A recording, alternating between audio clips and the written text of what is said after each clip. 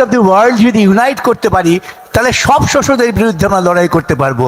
ওই রকম বিপ্লবী তিনি বলছেন, আমার মাথা ঝিমঝিম করতে শুরু করলো। এটা সাংঘাতিক কথা। পড়াশোনা করতে শুরু করলাম, তারপর আপনার ভাবার চিন্তা এলো যেটা মার্ক্সবাদী দর্শনের মধ্য দিয়ে, তার প্রয়োগের মধ্য দিয়ে, শুধু পাঠাগারে গিয়ে মার্ক্সের ক্যাপিটাল পড়লাম বা imperialism is the highest form of capitalism পড়লাম, এতে হবে না। যেটা পড়ছি, উপলব্ধি করছি, তার প্রয়োগ, সেই প্রয়োগটাকে যদি আমরা ঠিকমতো করতে পারি, আমরা একটা সুন্দর শোষণহীন সমাজ তৈরি করতে পারবো। ভারতবর্ষ বিশাল দেশ, তার বিভিন্ন আন্দোলন হয়েছে।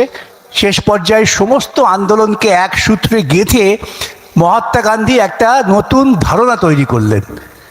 তার অহিংস আন্দোলনের ধারণা কিন্তু মানুষকে এক জায়গায় জড়ো হতে সাহায্য করলো। কেন জানেন? তার কারণ হচ্ছে, যখন আমাদের বিপ্লবীরা, এই সুকুমারদের মতো লোকেরা ব্রিটিশদের ওপর আক্রমণ করছে, পাল্টা আক্রমণটা অনেক বীভৎস আক্রমণ, সব মানুষ ভয় পেয়ে যাচ্ছেন। এই মানুষের ভয় কাটিয়ে মানুষকে সংঘবদ্ধ করার জন্য অহিংস আন্দোলন একটা নতুন পন্থা বেরোলো।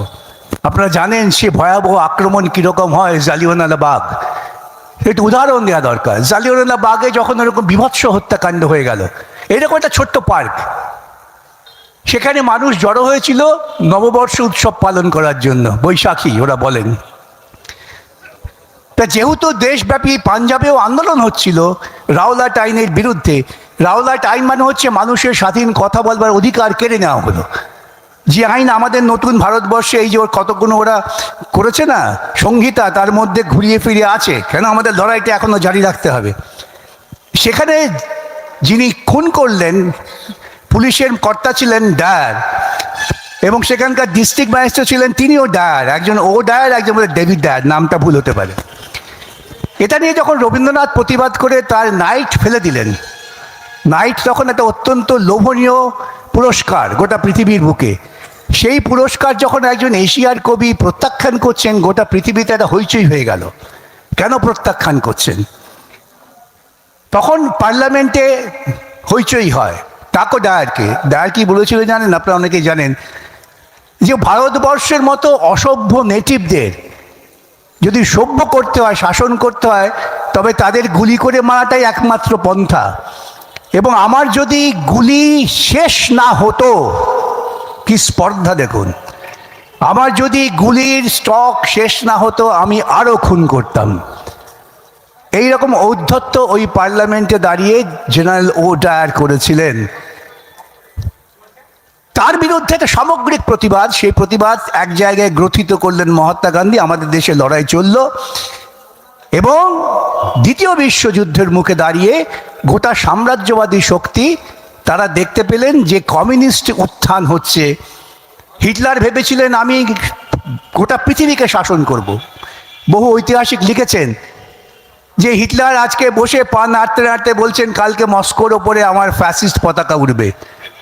মস্কোকে দখল করা মানে গোটা পৃথিবীকে দখল করা। তার কারণ মস্কো সাম্রাজ্যবাদ বিরোধী চিন্তার যে ফসল, সোভিয়েত সমাজতন্ত্র সেখানে শাসন করছে।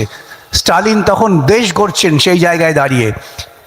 তারা পরাজিত হলেন। যেই মুহূর্তে হিটলারের ফ্যাসিস্ট শক্তি পরাজিত হলো, সাম্রাজ্যবাদী পুঁজিবাদী শক্তিরা বুঝে গেলেন যে তাদের এই শাসন করবার যে পদ্ধতি, অন্যান্য দেশে গিয়ে শোষণ করা সরাসরি, সেটাকে পাল্টাতে হবে, একটু ভিন্ন মোড়ক দিতে হবে। সেই মোড়ক দেওয়ার কথা ভাবতে গিয়ে তারা ভারতবর্ষের বুকে শাসন ক্ষমতা ছেড়ে দেওয়ার কথা ভাবলেন। দেখুন, আমার দেশের স্বাধীনতা আমরা কিন্তু ছিনিয়ে নিতে পারিনি। আমি যেটুকু ছিনিয়ে নেওয়া বুঝি। তুমি কে? তুমি ভাগো, তোমার সঙ্গে আমার কি সম্পর্ক? সাউথ ভিয়েতনামে মুক্তির সময় সেখানকার কমিউনিস্ট পার্টির নেতারা বলেছিলেন, যখন তাদের প্রস্তাব দেওয়া হয় এসব আলোচনা করি, তখন বলছি তুমি কে? তুমি দূর হও, আমার দেশ আমি বুঝবো। তা আমরা ভারতবর্ষ সেটা করতে পারিনি। সবসময় ঐতিহাসিক মুহূর্তে করা যায় না। সেই সময় দাঁড়িয়ে আমাদের শাসন ক্ষমতা ভারতীয়দের হাতে হস্তান্তরের জন্য চেষ্টা করা হলো। কিন্তু কিভাবে দেশ শাসিত হবে, এই প্রসঙ্গটা সূর্যোদয় আলোচনাতে আসবে, আমি তো দীর্ঘ বলবো না। তখন একটা সংবিধান তৈরির পরিকল্পনা হলো যে ভারতবর্ষকে আগামী দিনে আমরা যে শাসন করব, কি লক্ষ্যে, কোথায় যাব, এতদিন পর্যন্ত তো ভারতবর্ষ শাসিত হয়েছে ব্রিটিশদের দ্বারা, তার আগে হয়েছে মোগলদের দ্বারা, সুলতানদের দ্বারা। ভারতীয়রা তো কখনো শাসন করেনি। ভারতীয়রা তারা চিরকাল শাসিত হয়েছে, এখন শাসন করব কি করে, সেই চিন্তার মধ্য থেকে সংবিধান সভায় সংবিধান গৃহীত হয়। সেখানে মূল যে প্রস্তাবনা নেওয়া হয়, সে প্রস্তাবনাটা আনেন পণ্ডিত জওহরলাল নেহরু। তিনি বললেন অত্যন্ত গুরুত্বপূর্ণ, যে আমরা এমন একটা দেশ গড়তে চাই যে দেশে মানুষ গণতন্ত্র প্রতিষ্ঠা করবে। গণতন্ত্র কি প্রশ্ন উঠল, যেখানে প্রতিটা মানুষের অধিকার থাকবে তার নিজস্ব মত প্রকাশের। এবং তিনি বলছেন শুধু মত প্রকাশ নয়, গণতন্ত্র হচ্ছে ইকোনমিক ডেমোক্রেসি, অর্থাৎ অর্থনৈতিক গণতন্ত্র, যার মূল বক্তব্যই হচ্ছে সমবন্টন বা প্রয়োজন ভিত্তিক বন্টন। এবং সেটা মাথায় রেখে আলোচনা করে ভারতবর্ষের সংবিধান যে গৃহীত হলো, 4টি মূল প্রস্তাবনা বলে আমি শেষ করব। 4টি মূল প্রস্তাবনা কি? ভারতবর্ষের সংবিধানের মুখবন্ধে বলা হচ্ছে we the people of India. কেন we the people of India বলতে হলো? কেন সংবিধান সভায় আলোচনা হচ্ছে হিন্দুত্ববাদী যারা ছিলেন, আজকের মোদীদের পূর্বপুরুষ, তারা দাবি করছিলেন যে আমরা অধিকাংশ মানুষ হিন্দু, অথবা হিন্দু রাষ্ট্র হোক। অন্যদিকে আলোচনা করছেন সাধারণ মধ্যপন্থীর মানুষ, যারা বলছেন না, এটা হিন্দু রাষ্ট্র হতে পারে না, এখানে এত মুসলমান আছে, এত বৌদ্ধ আছে, এত খ্রিস্টান আছে। এই বিতর্ক যখন চলছে তখন একটা চমৎকার বিতর্ক আছে, এটা আমরা অনেকেই খেয়াল করি না। আদিবাসীদের নেতা জয়পাল সিং তিনি উঠে বললেন, ওয়ে ওয়ে থামো, তোমরা সবাই বিদেশি। গুরুত্বপূর্ণ কথা বলল যে এই দেশটা আমাদের, আদিবাসীদের, যাদের তোমরা জঙ্গলি বলেছ, যাদের তোমরা তাদের জমি থেকে উচ্ছেদ করে জঙ্গলে বসবাস করতে বাধ্য করেছ, সে দেশটা আমাদের। তোমরা সবাই বিদেশি, যারা আজকে হিন্দু বলো, মুসলমান বলো, বৌদ্ধ খ্রিস্টান বলো। আর তিনি বলছেন আমাদের আদিবাসীদের তোমরা গণতন্ত্র শিখিও না। আমরা আমার প্রকৃতিকে ভালোবাসি, আমরা আমার প্রাকৃতিক সম্পদকে মানুষের প্রয়োজনে লাগাই, এই হচ্ছে আমাদের কৃষ্টি। এই সামগ্রিক আলোচনার পর ভারতবর্ষ গ্রহণ করলো নতুন পথে যাত্রা, we the people of India. আমরা কি ঠিক করলাম? আমরা ভারতবর্ষের জনগণ আমাদের একটা সংবিধান দিলাম। না রাম রাজা দেয়নি, আল্লাহ দেয়নি, যীশুখ্রিস্ট দেয়নি, আমরা ভারতবর্ষের জনগণ।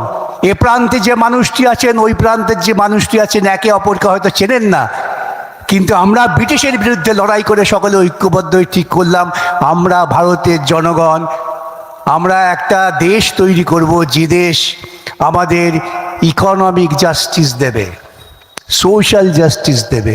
ইকোনমিক জাস্টিস, সোশ্যাল জাস্টিস কি, এই ব্যাখ্যা আপনাদের কাছে করার আমার প্রয়োজন নেই। ইকোনমিক জাস্টিসের প্রাথমিক কথা হচ্ছে, যেটাকে জওহরলাল বলছে ইকোনমিক ডেমোক্রেসি, আয়ের পার্থক্য কমিয়ে আনা।